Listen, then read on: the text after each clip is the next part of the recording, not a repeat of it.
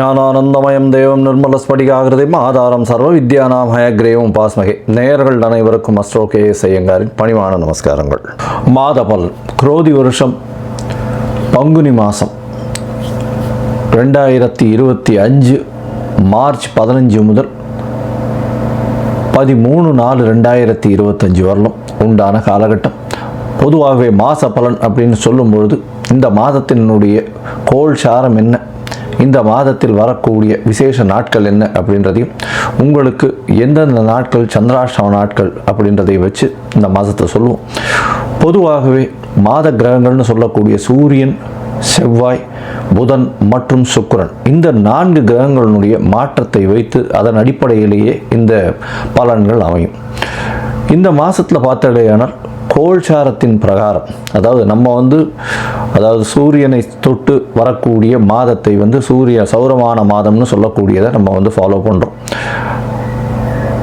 ஆந்திரா, கர்நாடகா இந்த மாதிரியான ஸ்டேட், அதாவது மாநிலங்கள் எல்லாம் பார்த்திங்கன்னா அவங்க சந்திரமான மாதங்கள் அப்படின்னு சொல்லக்கூடியதை ஃபாலோ பண்ணுறாங்க. சந்திரமான மாதம் அப்படின்னு சொல்லக்கூடியது பௌர்ணமிக்கு அடுத்த நாளோ அமாவாசைக்கு அடுத்த நாளோ வரக்கூடிய பிரதமையை எடுத்து மாதத்தின் முதல் நாளாக கொண்டு செய்யக்கூடியது. நம்ம சூரியன் ஒரு ராசியிலிருந்து அடுத்த ராசிக்கு போகக்கூடிய விஷயத்தை வச்சு தான் நம்ம மாதத்தை சொல்கிறோம், மாதம் பிறக்கிறத சொல்கிறோம். இப்போ பங்குனி மாதம் அப்படின்னு சொல்லும்போது கடைசி மாதம் இந்த குரோதி வருஷத்தில்.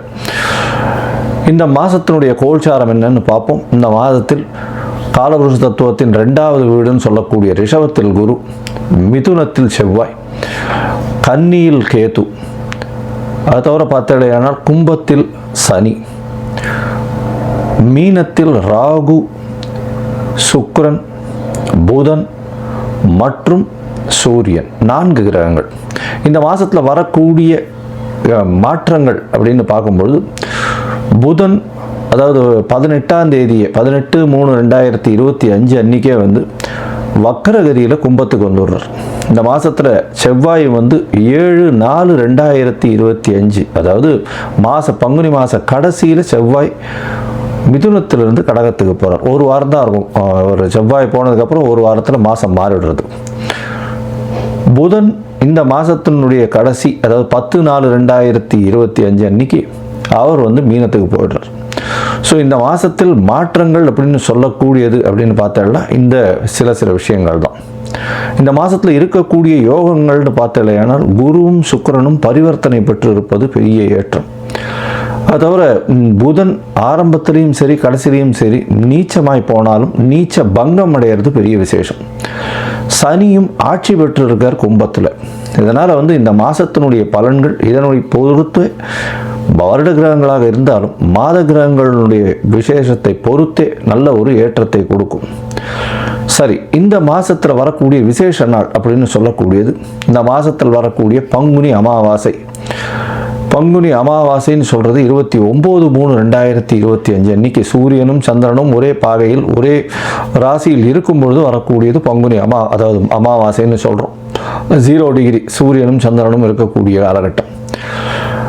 அதற்கு அடுத்த நாளான பிரதமை தெலுங்கு வருடப்பிறப்பு, அதாவது யுகாதின்னு சொல்லக்கூடியது. தெலுங்கு பேசக்கூடியவர்கள், தெலுங்கு அதாவது ஆந்திரா, கர்நாடகா, தெலுங்கானா இவாள்லாம் இந்த புது வருடம் பிறப்பதாக சொல்லக்கூடியது யுகாதி, அதாவது அமாவாசைக்கு அடுத்த நாளை சொல்லக்கூடியது. தெலுங்கு வருடப்பிறப்பு பெரிய ஏற்றத்தோடு கொண்டாடக்கூடியது. இந்த மாதத்தில் பார்த்தாலேயானால் 7/4/2025, அதாவது 4/4/2025 அந்த அன்னைக்கு சந்தான சப்தமி அப்படின்னு சொல்லக்கூடியது. சந்தான சப்தமி அப்படின்றது பொதுவாகவே வளர்பிறை சப்தமி, 7ஆம் நாளை சப்தமி என்று சொல்கிறோம். வளர்பிறையில் பங்குனி மாதத்தில் வரக்கூடியது சந்தான சப்தமி. இந்த சந்தான சப்தமியில் விரதம் இருந்து இருப்பார்களே ஆனால் குழந்தை பிராப்தி ஏற்படக்கூடிய வாய்ப்பு. அதுவும் வெள்ளிக்கிழமையில் வரக்கூடிய சந்தான சப்தமியை கமல சப்தமின்னு சொல்கிறார். வெள்ளிக்கிழமையில் வரக்கூடிய சந்தான சப்தமிக்கு கமல சப்தமின்னு பேர். அந்த கமல சப்தமிக்கு ஒரே விசேஷம் என்ன அப்படின்னா, சூரியன் 7ஆவது நாளில் சப்தமியும் அதாவது பௌர்ணமி நிலவை நோக்கி செல்லக்கூடிய, அதாவது வளர்பிறையில் இருக்கக்கூடிய உங்களுக்கு சந்திரனும் இருக்கிறதுனால சூரியனை வலது கண் என்றும் சந்திரனை இடது கண் என்றும் சொல்கிறோம். அதனால் கண்ணில் பிரச்சனைகள் இருக்கக்கூடியவா அவர்கள் இந்த சந்தான சப்தமி என்றும் அந்த கமல சப்தமி, அதாவது வெள்ளிக்கிழமையில், இந்த வாட்டி வெள்ளிக்கிழமையில் வருது, அதனால் இந்த கமல சப்தமி அன்னைக்கு 4/4/2025 அன்னைக்கு கடவுளை தியானம் செய்து உபவாசம் இருந்து அந்த சந்தான சப்தமியை கொண்டாடினால் கண்டிப்பாக அவர்களுக்கு கண்ணில் இருக்கக்கூடிய வியாதிகள் பிரச்சனைகள் நிச்சயமாக அகலும். இந்த மாதத்தில் பங்குனி உத்திரம் மிகப்பெரிய விசேஷமான நாள். பங்குனி உத்திரம் அப்படின்னு சொல்லக்கூடியது ஸ்ரீரங்கத்தில் பெரிய விசேஷம், சேர்த்தி சேவையும் ஆகும். இந்த பங்குனி உத்திர நாள் அப்படின்னு சொல்லக்கூடியது 11/4/2025, அதாவது இந்த மாதத்தினுடைய கடைசியில் வருது. இது ஒரு பெரிய விசேஷம், அதாவது பெருமாளும் தாயாரும் சேரக்கூடிய அந்த ஒரு பெரிய விசேஷம் பங்குனி உத்திர நாள். வைணவர்களுக்கு பெரிய ஏற்றம், அதை தவிர சுப்பிரமணிய கடவுளுக்கு பெரிய ஏற்றத்தை சொல்லக்கூடிய நாளாக பங்குனி உத்திரம் சொல்கிறது. அதுவும் திருமணத்திற்கு உகந்த நாளாக சொல்லக்கூடியது பங்குனி உத்திரம். அதற்கு அடுத்த நாளான 12/4/2025 அன்னைக்கு பௌர்ணமி. பௌர்ணமின்றது சூரியனும் சந்திரனும் ஒருவருக்கொருவர் 180 பாகையில் இருக்கக்கூடியது. பௌர்ணமி யோகத்தில் பிறந்தவர்கள் நாடை ஆளுபவர்கள் அப்படின்ற அளவில் பௌர்ணமி யோகம் இருக்கக்கூடியது எப்பொழுதுமே. ஏன்னா சூரியனும் சந்திரனுக்கும் 2 பேருக்குமே ஒளி அதிகமாக இருக்கும். இரவும் பகலும் மொத்தமாகவே ஒளி இருக்கிறதுனால கூர்மையான புத்தி கூர்மை அதிகமாக இருக்கும். எந்த ஒரு விஷயத்திலும் அதாவது வெற்றியை நோக்கி, அவர்களுடைய இலக்கு வெற்றியை நோக்கி இருக்கக்கூடிய காலகட்டமாக இருக்கும். எல்லா விஷயத்திலையும் வெற்றி பெறக்கூடிய வாய்ப்புகள் மிகவும் அதிகம். இந்த பங்குனி உத்திரம் பௌர்ணமி இந்த மாதம் ரொம்பவும் விசேஷமான காலகட்டமாக அமையப்போகுது. சரி, இந்த மாதத்தில் ஒரு ராசிக்கும் மேஷம் முதல் மீனம் வரை எப்படி இருக்குது அப்படின்றத பார்க்கலாம். அதுக்கு முன்னாடி என்னுடைய மொபைல் நம்பர் கீழே ஸ்க்ராலிங்கில் வரும். உங்களுக்கு அஸ்ட்ராலாஜிக்கல் கன்சல்ட் தேவைப்பட்டது ஆனால் நீங்கள் எனக்கு ஃபோன் பண்ணுங்க. உங்களுடைய date, time, place of birth, உங்களுடைய பெயர், தாய் தந்தையின் பெயர் இது வரலாம் அனுப்புங்க. என்னுடைய கட்டணம் என்னன்னு சொல்கிறேன். என்னுடைய கட்டணத்தை செலுத்திட்டு அதற்கு உண்டான யூடிஆர் நம்பர் ஷேர் பண்ணுங்க. உங்களுக்கு ஜாதகத்தை போட்டு சந்தி இருக்கான்னு பார்த்துட்டு, அதாவது பாத சந்தி, நட்சத்திர பாத சந்தி, லக்ன பாத சந்தி இதெல்லாம் இருக்கான்றதை முதல்ல பார்த்துட்டு உங்களுடைய ஜாதகத்தை போட்டு அதுக்கப்புறம் அப்பாயின்மெண்ட் தரேன். அதுக்கு ஏற்ற மாதிரி நம்ம அப்பாயின்மெண்ட்டில் பேசலாம். ஏன்னா எனக்கு வரக்கூடிய ஜாதகத்தில் பார்த்தாலேனால் 50லேருந்து 70 விழுக்காடு பர்சன்டேஜ் 50 வயசுக்கு மேலே ஆனவாள்லாம் இந்த பின்ன நட்சத்திரங்களில் இருப்பா, அதாவது உடைந்த நட்சத்திரங்களில் இருப்பா, புனர்பூசம் 3ஆம் பாதத்தில் இருப்பா. அவள் புனர்பூசம் 3ஆம் பாதம் அப்படின்னு சொல்லிட்டு மிதுன ராசியை சொல்லிட்டு இருப்பா, ஆனால் கடகராசியில் இருப்பா. அதே மாதிரி மிருகசீரிஷம்னுவா, மிருகசீரிஷம் ரிஷபமா மிதுனமா மாறி இருக்கும். இந்த மாதிரி விசாக நட்சத்திரம் துலாமா இல்லை இது விருச்சிகமான்றது மாறி இருக்கும். இந்த மாதிரியான விஷயங்கள்னால அவளுடைய தசாபுக்தி அந்தரம் சூக்ஷ்மம் எல்லாமே மாறக்கூடிய வாய்ப்புகள் உண்டு. அதை தவிர பார்த்தோம்னா லக்ன சந்தியும் ஆனால் இந்த ஒரு லக்னத்துக்கும் ஒரு சுபர் பாவர் அசுபர் இதெல்லாம் இருக்கக்கூடிய வாய்ப்பு. அதனால் இவளுக்கு நல்ல நேரம் நடந்துட்டுருக்குன்னு நினச்சிட்டு இருப்பா, ஆனால் எந்த ஒரு விஷயமும் கைகூடி வராது. அது ஒரு மிகப்பெரிய பிரச்சனையில் போய் விட்டுருக்கும். அதனால் அவளுக்கே புரியாது. முதல்ல இந்த சந்தி இருக்கான்றதை செக் பண்ணிவிட்டு பார்த்துட்டு ஜாதகத்தை போட்டதுக்கு அப்புறம் தான் உங்களுக்கு நாங்கள் அப்பாயின்மெண்ட் தர முடியும். சரி, இப்போது பங்குனி மாதம் குரோதி வருஷம் மேஷம் முதல் மீனம் வரை 15/3/2025 முதல் 13/4/2025 வரை உண்டான காலகட்டத்தில் எப்படி இருக்குன்றதை ஒன்றொன்னா வருஷப்படுத்தி பார்க்கலாம். கடகம், புனர்பூசம், பூசம், ஆயில்யம் இந்த 3 நட்சத்திரம் 9 பாதங்களை கொண்ட ராசி. ராசியின் அதிபதினு சொல்லக்கூடியவர் அதிவேகமாக செல்லக்கூடிய சந்திர பகவான். பொதுவாகவே பார்த்தோம்னா இந்த மாத கிரகங்கள் அப்படின்னு சொல்லக்கூடியது சூரியன், செவ்வாய், புதன் மற்றும் சுக்கிரன், இந்த 4 கிரகங்களை பற்றி சொல்லுவோம். இந்த மாதமான பங்குனி மாதத்தில் பார்த்தோம்னா 15/3/2025 13/4/2025 வரலும் உண்டான காலகட்டத்தை பற்றி சொல்கிறோம். இந்த காலகட்டத்தில் பார்த்தோம்னா உங்களுக்கு ஒரு பெரிய ஏற்றம் என்ன அப்படின்னா, குரு 11ஆம் இடத்துல இருக்கிறதும் அவர் பரிவர்த்தனை யோகம் பெற்று இருக்கிறதுனால நல்ல ஒரு ஏற்றம். இதனால் பார்த்தோம்னா நினைத்த காரியங்கள் எல்லாமே நடக்கும். திடீர் மாற்றங்கள் ஏற்படக்கூடிய வாய்ப்பு. இவ்வளோ நாளாக உங்களுக்கு பிரச்சனைகள் இருந்துகிட்டே இருக்கும், தடங்கள் வந்துட்டே இருக்கும். அந்த தடங்கள்லாம் இல்லாமல் இருக்கக்கூடிய காலகட்டமாக அமைய போகிறது.